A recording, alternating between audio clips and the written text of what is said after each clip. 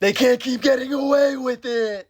They can't keep getting away with it. Because even after all these years, countless replays, and the fact that I knew it was coming, they still got me to cry. I guess you could say that episode was a hole-in-one. They got the PGA Tour started early. Stop throwing tomatoes. I feel like I need a drink after that episode because genuinely, that was one of the best episodes of television I have ever seen. It was Game of Thrones level. And me and you know what we gotta do. We gotta talk about it. This is your spoiler warning. You have been warned. So we pick up with a flashback, or I guess a dream, of Abby reliving the events of that fateful day in Salt Lake. We end up knowing it's a dream because like an RKO out of nowhere, other Abby pulls up and is like, don't go over there. Don't go look at him. Brains are all over the floor. And then she wakes up from the dream and then we see that they're at some type of lodge overlooking the city of Jackson. But they underestimated that it was an entire city. They don't have the resources to go to war, which is when Abby decides to go on her own little mini patrol out here with that Bad Ape drip. Hold on, man. Bad Ape really got that shit on. But before she left, Owen tells Abby that he has a plan on how they're going to kill Joel. Only his real plan is to try to convince her to go back to Seattle because they know they're outnumbered. We pick up with Ellie, the Sleeping Beauty herself, and they know what they're doing with showing this damn guitar. As we see that Jesse woke her up because she's on patrol with him at 8 a.m. Which is when he jokes around because he knows that she kissed Dina. He's like, I really don't give a shit. Come on, let's go. But low key, like, it was kind of fucked up that you did that. Tommy ends up giving the entire town instructions on what to do if a horde ever attacks Jackson, which is not so subtle foreshadowing for the rest of this episode. We learn that Joel is already on patrol with Dina. Maria gets Seth to apologize to Ellie. Ellie just sitting there like, okay, give me my motherfucking steak sandwich. Bigot, be gone. But in all seriousness, shout out to this geriatric fuck for actually owning up to his mistake. You get a look at Abby scoping things out. No, for real. When she comes across one of the Jackson patrols, I'm pretty sure this is supposed to be Joel and Dina, and she starts making her move down the hill cliffhanger style. Tommy and everyone at Jackson radios in that everyone on patrol should come back because of a storm. Ellie and Jesse get stuck and he knows of a place to stay in the meantime for the storm to pass. It's a 7-Eleven that's got weed in it. That's a munchie meal and a half. But we learn that this is where Eugene was growing his weed, and where we also learn that Eugene was a firefly. Before Joel revoked his breathing rights. Picking back up with Abby getting a Rambo on. Her dumb ass falls down this big ass hill. She bounced like 4 or 5 times and shit had me weak. Slippery when wet. Slip and slide? Nah, slip and fall. Too bad she stumbled across a fucking horde. Actually disturbed it because a whole ass horde just pops out of the fucking ground like, and now they got her ass running away like Captain Jack Sparrow with those natives. He climbs up this ladder on this abandoned compound and gets away for a second, but as she catches her breath, the horde says, nah, we on you like flies on shit. And as someone who's extremely claustrophobic, this scene fucked me up. But you'll never guess who saved her. Joel ends up saving Abby, which is when he goes back to Dina and says we have to get back to Jackson. But it's a little too dangerous with that horde out there, which is when Abby gets a brain blast. Some manifest destiny type shit just really fell into her lap. She says, hold on, I got friends. We're up at a lodge. You can come with us. Whole time she's thinking, we got him.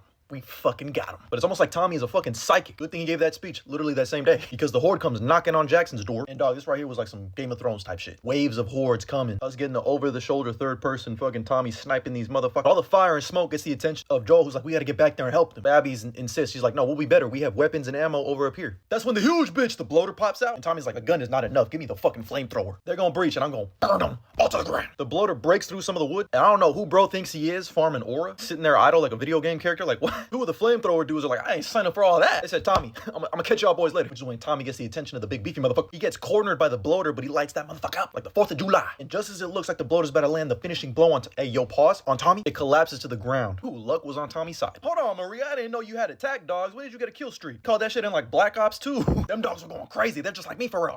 Back at the lodge, Joel tries radioing into Jackson, but that's when we needed Admiral Akbar to be like, it's a trap. This whole lodge, all these people, it's a trap. As they hold Dina captive, Joel's like, ha ha. You got me. As Abby starts monologuing about the fireflies, yada yada, they strip Joel of all of his weapon, and they put Dina to sleep for an hour. Then Abby fucking shoots Joel in the knee, stands over him, monologues a little more, but reminds him, you killed an innocent doctor that day. That was my dad. And shout out to Caitlin Deaver, man. She delivered that pain. Because remember, you're the villain in someone else's story. That's when she looked over to the golf clubs, and I was like, no, no, no, no, no. Goes up to get one, and Joel's like, man, shut the fuck up and just kill me already. That's my dog. He grabs his big beefy fucking club, and Joel, bro, you're cooked. As Abby looks over him, she says, let's go golfing. Ellie notices the horses up at this lodge and sneaks in, which is when she sees the horror. As Abby looks back, they restrain Ellie to the ground, not before she gets her licks in though. Abby just looks at Ellie for a second. As she's begging her not to do this, she grabs this knife. And bro, Bella Ramsey felt that emotion, man. The tears were starting to flow. She was begging for Joel's life. As Abby did it, she fucking killed Joel, bro. Bar for bar the same way as the game. And her tears turned to anger. She's like, I'm gonna kill every fucking one of you. As we get Ellie slowly crawling to Joel and just laying there with his body because she knows this was not how she wanted it to go. And man, the pain, the emotion, you just feel it. I knew it was coming, and that shit still hurt. Like I said, bro, full-blown tears. I think my whole week might be ruined. I'm curious for people who have not played the game and watched this, if it's gonna have the same, like, Glenn effect The Walking Dead had. Because I already know there's gonna be a lot of people, like, when I played the game, when people were like, yeah, I'm out. Speaking of I'm out, Abby and the gang just dipped. They're going back to Seattle. Like, job finished. I really love the scene of picking up with Jackson and looking at all the carnage. Like, people that got bit were asking their friends to kill. Like, bro, so sad. We just got Ellie mourning. Jesse picked up her and Dina. They take back Joel's body to Jackson, which is recovering too. Like, bro, Tommy, bro, you just went through hell Now you're gonna find out your brother dead. I used to be your brother. I do not think it's hyperbole to say that that's one of the best episodes of television I've ever seen. I don't think it's crazy to say that at all. Man, I really don't have many words. 10 out of 10, no notes. But I'm curious to hear your thoughts. What did you think about that episode? Let me know down in the comments below. And as always, like and follow for more.